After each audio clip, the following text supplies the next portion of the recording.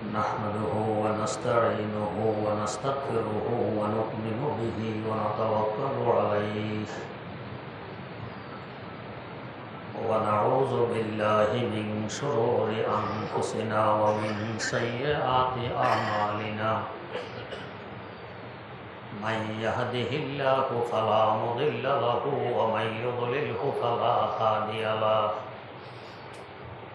ونشهد أن لا إله إلا الله وحده لا شريك له ونشهد أن سيدنا ونبينا ومولانا محمدا عبده ورسوله أرسله بالحق بشيرا ونذيرا وداعيا إلى الله بإذنه وسراجا منيرا صلى الله تعالى عليه وعلى آله وأصحابه وسلم تسليما كثيرا أما بعد فأعوذ بالله من الشيطان الرجيم بسم الله الرحمن الرحيم وادخلي في عبادي وادخلي جنتي صدق الله مولانا العظيم গত জুমায় সহজ পন্থায় বেহেশতে প্রবেশ করার আলোচনা হয়েছিল। যেহেতু আমাদের মূল বাসস্থান বাপের বাড়ি বেহেশত, এক সময় বেহেশতে ছিলাম, পুনরায় আবার বেহেশতেই পৌঁছতে হবে। বেহেশতে পৌঁছার সহজ রাস্তা, আমার বন্দা হয়ে যাও আর বেহেশতে প্রবেশ করো। বন্দা কার হবে, গোলামি কার করব, এ কথা বুঝার দুইটি রাস্তা আছে। একটি রাস্তা হলো আমাদের আকল, বিবেক দিয়ে বোঝার চেষ্টা করব গোলামি কার করব। আর একটি রাস্তা হলো ওহি যা বলে তা মেনে গোলামি এখতিয়ার করে জান্নাতে প্রবেশ করব। দুইটি রাস্তা। দুই রাস্তার মধ্যে বিবেকের রাস্তা হলো খতরনাক। বিবেক সঠিক সিদ্ধান্ত করতেও পারে, নাও করতে পারে। ওহির রাস্তায় কোনো খতরা নেই। ওহি সবসময় সঠিক সিদ্ধান্ত দেয়, কখনো ভুল সিদ্ধান্ত দেয় না। তাই দেখা গেছে শুরু থেকে নিয়ে শেষ পর্যন্ত ওহির মধ্যে কোনো বিরোধ নেই। প্রথম পয়গম্বর সৈয়দনা হযরত আদম আলা নবিয়িনা ওয়া আলাইহিস সালাতু ওয়াস সালাম থেকে নিয়ে শেষ পয়গম্বর হযরত মুহাম্মদ মুস্তাফা সাল্লাল্লাহু আলাইহি ওয়াসাল্লামের ওহির মধ্যে কোনো বিরোধ নেই। একত্ববাদের কথা সকল পয়গম্বর বলে গেছেন। রিসালতের কথা, রাসূলদেরকে মানার কথা সকল পয়গম্বর বলে গেছেন। আখিরাতের কথা তথা জান্নাত জাহান্নামের কথা সকল পয়গম্বর বলে গেছেন, কোনো বিরোধ নেই। বলতে পারেন আমরা তো দেখি বিরোধ আছে। না হয় ইহুদি ধর্ম একরকম, খ্রিস্টান ধর্ম আরেক রকম, মুসলমানের ধর্ম আরেক রকম, বেশ কম তো আছে। এই বেশ কম বাস্তবে বেশ কম নয়। দিন এক, শরীয়তের মধ্যে একটু ব্যবধান। আগে একটি দৃষ্টান্ত দিলে বুঝতে সুবিধা হবে। দৃষ্টান্তটি হল, আমরা যেদিন জন্ম নিয়েছিলাম ওই দিনও একটি জামা আমাদেরকে পরানো হয়েছিল। হাসপাতালে খরিদ করতে পাওয়া যায়, 30, 40, 50 টাকায় একটা জামা পাওয়া যায়। জামাটি ছিল হয়তো 1 বিঘত লম্বা। এরপর আমার বয়স যখন 3 মাস, এখন আমার জামা হয়ে গেছে 1 হাত লম্বা। আমার বয়স যখন 3 বছর, এখন জামা 1.5 হাত লম্বা। বয়স যখন 10 বছর, জামা 2 হাত লম্বা। বয়স 20 বছর, জামা 2.5 হাত লম্বা। সাধারণত 20 বছর পর্যন্ত মানুষের দেহ বর্ধমান থাকে, বাড়তে থাকে, এরপরে আর বাড়ে না। 70, 80, 90, 100 বছর বয়স বাড়তি শেষ। এই নয় যে প্রতি বছরে কিছু কিছু করে বাড়বে আর বাড়বে না। 80 বছর বয়সের সময় মনে পড়ল আমার পুরানো জামাগুলো একটু দেখে নিই কেমন। জামাগুলো সব সংরক্ষিত আছে। দেখেন যে এক জামা 1 বিঘত লম্বা, আরেক জামা 1.5 বিঘত লম্বা, 1 হাত লম্বা, 1.5 হাত লম্বা। বলেন আহা, যে টেইলারগুলো এই জামা সিলাইছিল এরা সব অজাত, টেইলার নয়। আমার জামা লাগে 2.5 হাত লম্বা, আর 1 বিঘত লম্বা জামা কোন বুঝে সিলাই করব? আপনার এই মন্তব্য কি সঠিক? না, টেইলার আপন জায়গায় ঠিক ছিল। তাহলে এক এক টেইলার এক এক মাপের জামা কেন সিলাইল? আপনার দেহের কারণে। দেহ ছোট, জামা ছোট, দেহ বড়, জামা বড়। দেহ একটাই, এই এক দেহ বড় ছোট হওয়ার কারণে জামার মাপে বড় ছোট হয়ে গেছে। প্রত্যেক টেইলার আপন জায়গায় ঠিক আছে, কেউ ভুল করেনি। তেমনিভাবে শরীয়ত হলো মানব জাতির রুহানি জামা। নামাজ পড়লে, রোজা রাখলে কি দেহের উপকার হবে? হয়, এটা প্রাসঙ্গিক, বাস্তব উপকার রুহের। শরীয়ত রুহানি জামা। যখন মানব জাতির আগমন ঘটে এই বিশ্বে, এই নতুন জন্ম নিল, তখন তাদের রুহানি জামা শরীয়ত ছিল ছোট। আদম আলাইহিস সালামের জামানার শরীয়ত অল্প কয়েকটি হুকুম আহকাম, বিস্তারিত নেই। আস্তে আস্তে মানব জাতির হায়াত বাড়তেছে, শরীয়তও বাড়তেছে। বাড়তে বাড়তে শেষ মাপ দেয় নেওয়ালা, শেষ নবী, আমাদের নবী, নবীদের নবী হযরত মুহাম্মদ মুস্তাফা সাল্লাল্লাহু আলাইহি ওয়াসাল্লামের শরীয়ত আসে। এরপর থেকে এই উম্মতের রুহানি বাড়তি শেষ, আর বাড়বে না, কিয়ামত পর্যন্ত এই অবস্থায় থাকবে। শেষ মাপ উনি দিয়ে গেলেন ইসলামী শরীয়ত।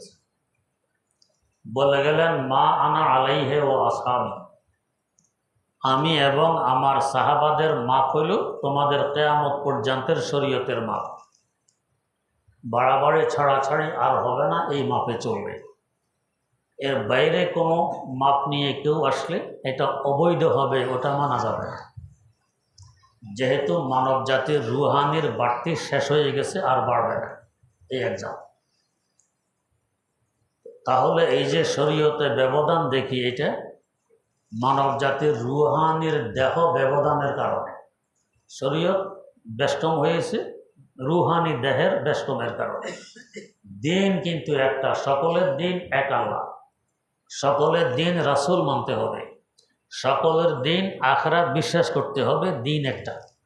শরীয়তের বেষ্টম হইল দেহের বেষ্টমের কারণে। এটাকে বেশকম বলে না, এটা দেহের কারণে হয়ে গেছে। সব টেইলার ঠিক, সব পয়গম্বর ঠিক। এখানে আবার একটু গলত ফাহামিতে মুবতালা হয়, ভুল বুঝাবুঝির শিকার হয়। কি যখন সব পয়গম্বর ঠিক, তাহলে এখন আগের পয়গম্বর মানলে দোষ কিসের? আমি ইহুদি ধর্ম মানব, আরেকজন বলে আমি খ্রিস্ট ধর্ম মানব, অসুবিধা কি? ওনারাও তো ঠিক ছিলেন, ওই সময়ের জন্য ঠিক ছিলেন, এই সময়ের জন্য ঠিক নেই। এক বিগতের জামা যেদিন আপনি জন্ম নিয়েছিলেন ওই দিনের জন্য ঠিক ছিল, আজকের জন্য ঠিক নেই। আজকে যদি ওই দিনে জামা গায়ে দিতে যান, এটা চিড়ে যাবে, গায়ে দিতে পারবেন না। গলার ছিদ্র যে বড় থাকে ওইখান দিয়ে এখন আপনার হাতও ঢুকবে না প্রথম দিনে জামা। জোর জবরদস্তি ঢুকাইতে গেলে এটা চিরবে, কিন্তু গায়ে লাগবে না। তো আগের শরীয়তগুলোও এরকম, জোর জবরদস্তি মানতে গেলে এটা চিরে যাবে, এটা মানা যাবে না। যেহেতু মানব জাতির রুহানি দেহ এখন যে মাপের, আগে ছোট মাপের ছিল, ওইটা এখন জবরদস্তি গায়ে দিতে গেলে লাগবে না। হাসির কথা আর কি, কয়েক বেটা টেইলারের কাছে গেছে জামা সিলাইতে, কাপড় দিয়ে মাপটা বুঝেই ফিরে আসার পথে যখন আধা পথে আসে, মনে পড়ে জামা সিলানোর পর কিছু কাপড় বাঁচতেও তো পারে, একটি টুপি হয়তো বানানো যাবে। টেইলার তো কিছু বলল না, কাপড় চুরি করার বুদ্ধি। আবার ফিরে গিয়ে জিজ্ঞেস করতেছে টেইলার সাহেব, জামা সেলাই করার পর এর সাথে কি একটি টুপিও সেলাই করা যাবে? হ্যাঁ যাবে। তাহলে সাথে একটি টুপি সেলাই করে দিবেন। আচ্ছা। আধা পথে আসার পরে আবার ওই কথা মনে পড়ছে, টুপি তো দুইটিও হতে পারে, টেইলার তো কিছু বলল না, বাকি কাপড় চুরিয়ে করবে। আবার ফিরে গেছে, টেইলার সাহেব কি জামা সেলাই করার পর দুইটি টুপি সেলাই করা যাবে? জি যাবে। তো দুইটি সেলাই করে দিবেন। ফিরার পথে যখন আধা পথে আসে আবার এই কথা মনে, আবার ফিরে এসে টেইলার সাহেব টুপি কি 3টি সেলাই করা যাবে? কহা যাবে। এইভাবে 10 বার। 11তম বারও ওই কথা মনে পড়ছে, টুপি তো আরও হইতে পারে। এখন ভাবে আর কয়বার যাই, লজ্জা করার মতো কিছু আছে? 10 টুপি জীবন চলে যাবে, দরকার নেই, বাকি কাপড় চুরি করলে করুক। আর ফিরে আসেন। ডেলিভারির ডেটে টেলারের কাছে এসেছে জামা নিতে, 10টি টুপি নিতে। টেলার জামা বুঝাই দিয়ে 10টি টুপিও বুঝাই দিল। জামা তো আপন মাপে ঠিক আছে, তবে টুপিগুলো ছিল 1 ইঞ্চি বাই 1 ইঞ্চি, দৈর্ঘ্য প্রস্থ 1 ইঞ্চি, ছোট ছোট। চটে গেল টেলার উপরে, বা এটা কী করলেন? তো টুপি সিলেছি, টুপি কি 1 ইঞ্চি বা 1 ইঞ্চি হয়? তো আপনি অর্ডার দিয়ে গেলেন 10 টুপির, আমি কাপড়কে আমার বাসের ঘর থেকে আনবো, আপনার কাপড়ে যাই হয় তাই তো। আপনার কাপড়ে হয়েছে 1 ইঞ্চি বা 1 ইঞ্চি, আমি বড় বানাবো কোথেকে? তো এই টুপিকে আমার মাথায় লাগবে, বানাইলে কী লাভ? হ্যাঁ মাথায় লাগবে, 1 ইঞ্চি বা 1 ইঞ্চি টুপি আমার মাথায় লাগবে, এটা কী বলতেছে? তো মাথা লাগার বুদ্ধি আছে, কি বুদ্ধি? তো সুতা দিয়ে টুপিগুলো বেঁধে ঘরের দুয়ারে ঝুলাইয়ে রাখবেন, ঘরে ঢুকতেও মাথায় লাগবে, বের হতেও মাথায় লাগবে। তো এই মাথা লাগার অর্থ টুপি মাথায় দেয়। তো এখন যদি আগের দিন কেউ মানতে যায়, তো বেশি থেকে বেশি তাওরাত ইনজিল ঘরের দুয়ারে ঝুলাই রাখতে পারবেন, আসতে যাইতে দেখবেন। কিন্তু এটা মানার মতো এখন নয়, কারণ মানব জাতির রুহানি দেহ বড় হয়ে গেছে, এটা এখন ফিট হবে না। यतीमे के ना कर दकर आदुरुस्त, यतीमे के ना कर दकर आदुरुस्त, कुतुबखानाए चांद मिंगबशुस्त। দিনে মোহাম্মদী এসে বাকি সকল দিনকে রহিত করে দিয়েছে, ওগুলো এখন ছোট, মানব জাতির রুহানি দেহে ফিট হবে না, সব রহিত। আপন অবস্থায় ওই সময়ের জন্য সহি ছিল, সঠিক ছিল, কিন্তু এই সময়ের জন্য এটা দেহে লাগবে না, তাই এটা রহিত। এখন এক পয়গম্বরকে মানা লাগবে। আমাদের দেশে এক সময় প্রেসিডেন্ট সাহেব মরহুম, এখন যদি কেউ এসে বলে আমি তো ওনাকে মানি, উনি যে আইন করে গেছেন এটা মানবো, এখন প্রেসিডেন্ট যে আইন করেন এটা মানবো না, রাষ্ট্রদ্রোহিতার মামলা হবে কিনা? ওনার সময় ওনার আইন মানা আবশ্যক ছিল, এখন উনি আর প্রেসিডেন্ট নেই, এখন যিনি আছেন এনার আইন মানা লাগবে। আগের জনের দোহাই দিয়ে আইন মানলে আপনি জেলে যাবেন, ফাঁসিতে ঝুলবেন। তো যখন যে নবীর আগমন ঘটেছিল ওই নবীর আইন, ওই নবীর শরীয়ত তখন মানা উম্মতের জন্য আবশ্যক ছিল। ওই নবীর জমানা শেষ, নতুন আরেক নবী এসে গেছেন, এখনও যদি ওই আগের নবীর কথাই মানব, তার রাষ্ট্রদ্রোহীর মামলা হবে, ফাঁসিতে ঝুলতে হবে, এটা হলো জাহান্নাম। এখন অন্য দিন মানতে গেলে জাহান্নাম ছাড়া গতি নেই। এখন যে নবীর দিন এটা মানা লাগে, এখন যে প্রেসিডেন্ট এদেরটা মানা লাগে। নবীর সাহাবায়ে কেরাম ওনারা মাপকাঠি, মা আনা আলাইহি ওয়া আসহাবি। পার্লামেন্টের মেম্বার যারা আছেন তারা এখন যারা আছেন যে আইন ওনারা ওইখানে বানাই দিবেন, এটা এখন মানা লাগবে। ওই আজ থেকে 50 বছর আগের পার্লামেন্টের সদস্যরা কি আইন বানাইছিল এটা এখন মানলে চলবে না, এখন একটা মানা লাগবে, ওইটা পুরাতন হয়ে গেছে। ব্রিটিশরা এক সময় দেশ শাসন করেছিল, এখন যদি কেউ মাথা তোলে যে আমি ব্রিটিশের আইন মানব, বাংলাদেশের আইন মানব না, রাষ্ট্রদ্রোহীর মামলা হবে, জেলে যাবে, ফাঁসিতে চলবে, ওইটা রহিত হয়ে গেছে। নতুন দেশ নতুন আইন। তো ঠিক তেমনিভাবে আগের নবী ছিলেন আপন অবস্থায়, আপন সময়ে সত্য, হক ছিল, তখনকার উম্মতের জন্য তাদেরকে মানা আবশ্যক ছিল। এখন যদি কেউ বলে যখন হক ছিলেন তো এখন মানি, অসুবিধা কি? এখন মানলে অসুবিধা, এখন তিনি নেই, এখন আরেক নবীর দিন এসে গেছে।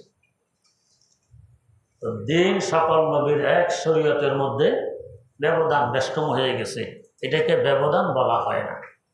প্রত্যেকটি জামায় আপনার জন্য হক ছিল, দেহ ছোট জামা ছোট, দেহ বড় জামা বড়। টেইলারও হক ছিল, দেহের মাপে তারা জামা সেলাই করেছিল, একটা টেইলারও ভুল ছিল।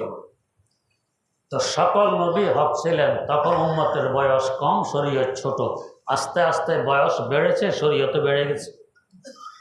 বাড়তে বাড়তে শেষ জমানায় এসে বাড়তি শেষ আর বাড়বে না, শেষ শরীয়তে এসে গেছে, কিয়ামত পর্যন্ত এটাই চলবে। তাই রাসূলুল্লাহ সাল্লাল্লাহু আলাইহি ওয়াসাল্লাম বলে গেছেন, তো আমার ভাই মূসা আলাইহিস সালাম যদি এই জমানায় জিন্দা থাকতেন, আমার শরীয়ত মানা তার উপর আবশ্যক ছিল। পয়গম্বর হওয়ার পরেও যদি আমার শরীয়ত না মানতেন, তিনিও ব্যস্ত যেতে পারতেন না। আগের প্রেসিডেন্ট যদি এখন জিন্দা থাকে তো এখনকার আইন মানা লাগতো না, ওনা জমরাটটা মানলে হবে, এখনকারটা মানতে হবে। যদিও এক সময় তিনিও প্রেসিডেন্ট ছিলেন, কিন্তু এখন তার আইন চলবে না, নতুন প্রেসিডেন্টের আইন চলবে। যাই হোক, এইটা গেল আগের দিনের কথা। ব্যবধান নেই, সব দিন এক, আল্লাহ এক, রাসূল মানা লাগবে, আখরাত মানতে হবে, আখরাতের বিশ্বাস করা লাগবে, দিন এক।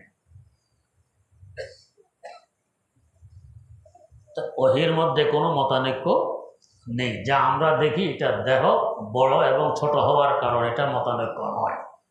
টেইলারদের মধ্যে মতানৈক্য হয়নি, সকল টেইলার একমত, দেহের মাপে জামার মাপ। কোনো টেইলার বলবে না যে না দেহের মাপে জামার মাপ হবে না, পায়ের মাপে হবে জামার মাপ। আরেক টেইলার বলবে হাতের মাপে হবে জামার মাপ, আরেক টেইলার বলবে মাথার মাপে হবে জামার মাপ। কোনো টেইলার বলবে না, সকল টেইলার একমত, দেহের মাপে জামার মাপ। তাই ওহির মধ্যে মতানৈক্য নেই। কিন্তু আকল আর বিবেক, এই সারা দুনিয়ায় বর্তমানে 750 কোটির মতো মানুষ বসবাস করছি, এই 750 আকল একটার সাথে একটা মিলবে না। এই 750 মত, 750 কোটি মত হবে, এক এক আকলের এক এক মত, এক এক বিবেকের এক এক মত। এক মনে বলবে এইটা, আরেকজনে বলবে এইটা, দুজনের বিবেক জীবনও এক হবে। তাহলে এই যে 750 কোটি ভাগে বিভক্ত হয়ে গেল বিবেক, কোনটা হক আর কোনটা বাতিল নির্ধারণ করবে কে, করবে কিভাবে? দুই আকলমান, দুই জ্ঞানের জ্ঞান কখনো এক হয় না। একজনে এটা বলে আরেকজনে এটা বলে। এটা প্রমাণ বহন করে যে আকল সবসময় সত্য এবং হক সিদ্ধান্ত দিতে অক্ষম, পারে না, বেশ কম। তাই দেখা গেছে যারা ওহির ধার ধারে না, নিজের বিবেক নির্ভর, আকল নির্ভর, তারা তাদের বিবেক আর আকল দিয়েও মাবুদ নির্ধারণ করছে। এ দুনিয়াতে সকল মানুষ কি একজনকে মাবুদ মানে? না, কারো আছে 36 কোটি মাবুদ, কারো আছে আগুন মাবুদ, কারো পানি মাহবুদ, কারো পাহাড় মাহবুদ, কারো মাটি মাহবুদ, কারো সূর্য মাহবুদ। একজনের মাহবুদ এক এক রকম, সব আকলের ফসল। আর ওয়াহিওয়ালাদের মাহবুদ একজন, আল্লাহ রাব্বুল আলামিন। 36 কোটি হয়। এই বিবেক দিয়ে কেউ ঠিক করেছিল মাহবুদ হবে মাটি। কেন? মাটি দিয়ে আমার সৃষ্টি, মাটি থেকে উৎপাদিত বস্তু আমার খোরাক, অনেক বড় শক্তিধর মাটি। আদম আলাইহিস সালাম থেকে নিয়ে আজ পর্যন্ত কোটি কোটি মানুষকে হজম করেছে মাটি। কি পরিমাণ শক্তি মাটির! অতএব এটা হবে আমার মাহবুদ। তাই মাটি দিয়ে মূর্তি নির্মাণ করে এটার পূজাপাঠ করে। আছে না এক গোষ্ঠী মাটির মূর্তির পূজাপাঠ, ভিতরে খের, উপরে মাটি দিয়ে মূর্তি বানাইয়া পূজাপাঠ। আচ্ছা বলেন তো, এই মূর্তিকে যদি কেউ লাথি মারে পারবে কিনা? তো যে মাহবুদ লাথি খেতে পারে, লাথিটা ফিরেতে পারে না, এটা মাহবুদ হওয়ার যোগ্যতা রাখে? চাইলে মাটিকে আমি আগুনে দিয়ে ইট বানাইতে পারি, মাটিকে চাইলে মাটিকে পানিতে গুলে কাদা বানাইতে পারি, চাইলে মাটিকে এক জায়গা থেকে আরেক জায়গায় নিক্ষেপ করতে পারি, মাটির ডিলা ব্যবহার করে পায়খানা প্রস্রাব দিয়ে মাটিকে নাপাক বানাইতে পারি। তো যেই মাটি এত অসহায়, আমার লাথি খাইতে পারে, আমি নাপাক করতে পারি, আমি পোড়াইতে পারি, আমি কাদা বানাইতে পারি, আমার সামনে এত অসহায়, এটা আমার মাহবুদ কীভাবে হয়? বরং আমি না তার মাহবুদ হওয়ার যোগ্যতা রাখি। আমি যা ইচ্ছা তাই করতে পারি, ও তো পারে না। সৈয়দনা হজরত ওমর রাদিয়াল্লাহু তাআলা আনহু বলেন, ইসলাম পূর্ব দুইটি ঘটনার সামনে আসলে এক ঘটনার কারণে আমি হাসি, আরেক ঘটনার কারণে আমার কান্না আসে। কান্নার ঘটনা কি? আমি নিজ হাতে আমার এক মেয়েকে কূপে ফেলে হত্যা করে ফেলেছি, যখন মেয়ে বুঝবুদ্ধি হয়ে গেছে তখন। এর আগে আমি টের পাইনি যে এটা আমার মেয়ে। টের পাওয়ার পরে তাকে কৌশল করে কূপের পাড়ে নিয়ে গেছে। বললাম তাকাও তো কি দেখা যায়। তো সে পাড়ে গিয়ে নিচের দিকে তাকাইলো, আমি পিছন থেকে ধাক্কা মেরে কূপে ফেলে দিয়ে চলে আসছি বাড়ি। মেয়ে সেখানেই শেষ হয়ে গেছে। এই ঘটনা মনে পড়লে আমার কান্না আসে। আর হাসির ঘটনা কি? তো আমি এক সফরে যাওয়ার সময়, যেহেতু মকিম অবস্থায় ইবাদত করা লাগে, সফর অবস্থায় তো ইবাদত করা লাগে, তবে ইসলামে কনসিশন আছে, মকিম অবস্থায় রোজা রাখা ফরজ, সফর অবস্থায় রাখা আবশ্যক নয়, পরে কাজা করলেও চলবে। মকিম অবস্থায় 4 রাকাত বিশিষ্ট নামাজ 4 রাকাত পড়া লাগে, সফরে গেলে 2 রাকাত পড়লে চলে। কিছু কনসিশন পাওয়া যায় ইসলাম, অন্য ধর্মে এমন নেই। তো উনি বলেন সফর অবস্থা তো পূজা পাঠ করতে হবে, একটা মূর্তির সাথে নিয়ে নিলাম। তো পাথরের মূর্তির সাথে নিলে ওজন বেশি, এটা বহন করতে তো কষ্ট। তো খেজুর দিয়ে মূর্তি বানাইলাম, খেজুর দিয়ে মূর্তি বানাইয়া সাথে নিয়ে গেছি পূজা পাঠের জন্য। তো এক পর্যায়ে আমার খাবার শেষ হয়ে যায়, প্রচণ্ড ক্ষুধা করে মূর্তিটাই খেয়ে ফেলি। তো যে মূর্তি এতদিন আমার মাহবুদ ইবাদত করেছে, এখন তাকে খেয়ে ফেলেছি। তো যে খোদাকে খাওয়া যায়, খোদার করার কিছু নেই, এটা খোদা কীভাবে হয়? এটা তো বিবেকের ফসলেরা বিবেক দিয়ে তো এই মাটির পূজা পাঠ করছিল, কিন্তু এই হাস্যকর ব্যাপারে পরিণত হয়েছে, এটা পূজার উপযুক্ত নয়।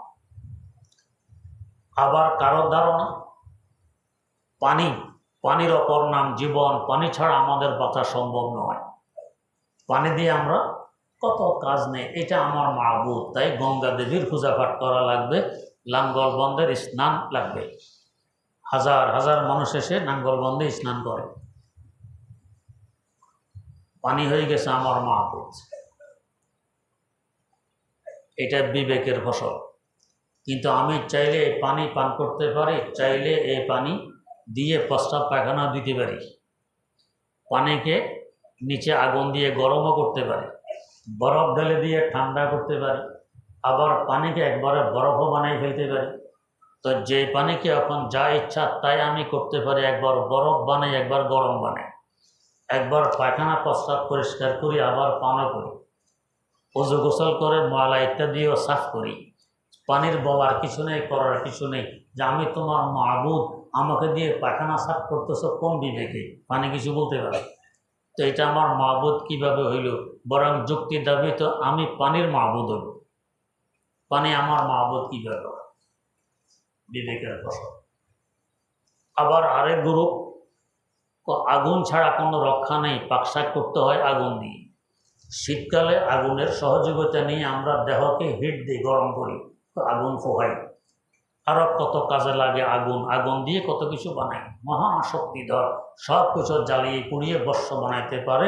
আগুন আমার উপাস্য, আগুনের পূজা পাঠ, পারস্যের অগ্নি পূজক হাজার হাজার বছর থেকে আগুনের পূজা করে আসতেছে।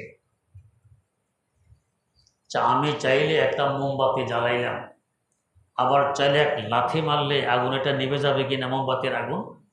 আমার লাথি খেয়ে যে খোদা মিটে যায়, এটা আমার খোদা হয় কীভাবে?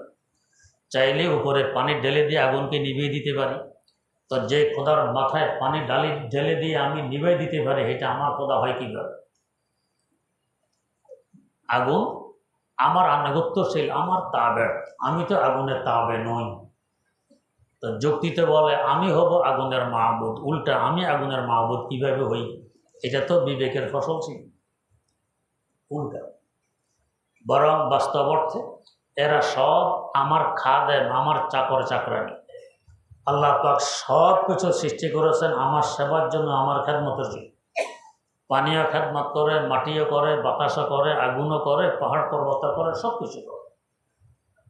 ये ज़मीं तेरे लिए है, आसमां तेरे लिए, ये ज़मीं तेरे लिए है, आसमां तेरे लिए, उन फ़क़ा तेरे लिए है, तू है मालिक के लिए, उन फ़क़ा तेरे लिए है, तू है मालिक के लिए। एक कोटि कोटि माखलूक सब মানুষের খাদে, মানুষের সেবক। কারণ মানুষকে আল্লাহ পাক সৃষ্টি করেছেন নিজের জন্য, আর বাকি সব মানুষের জন্য। উল্টা এখন মানুষ এদের আনুগত্যশীলতা একতার করে, তাদের পূজা পাঠ করে, এটা অযৌক্তিক কথা হয়, এটা যুক্তিসঙ্গত কথা হয়। যদি এদের ক্ষমতা নিজস্ব হইত, মাটির ক্ষমতা, পানির ক্ষমতা, বাতাসের ক্ষমতা, আগুনের ক্ষমতা, দেখতেছি শক্তিধর, এগুলো বাস্তবে নিজস্ব নয়, আমার আল্লাহর দেওয়া ঋণ করা ক্ষমতা। আল্লাহ দিলে এরা কাজ করতে পারে, না দিলে কিছুই করতে পারে না, এরা এত অক্ষম। কিভাবে এরা অক্ষম, এদের ক্ষমতা ঋণ করা কিভাবে হইল? আল্লাহ পাক তৌফিক দিলে আগামী জুমা ইনশাআল্লাহ বয়ান করব। সুবহানাল্লাহি ওয়া বিহামদিহি, সুবহানাকা আল্লাহুম্মা ওয়া বিহামদিক, আশহাদু আল্লা ইলাহা ইল্লা আনতা, আস্তাগফিরুকা ওয়া আতুবু ইলাইক।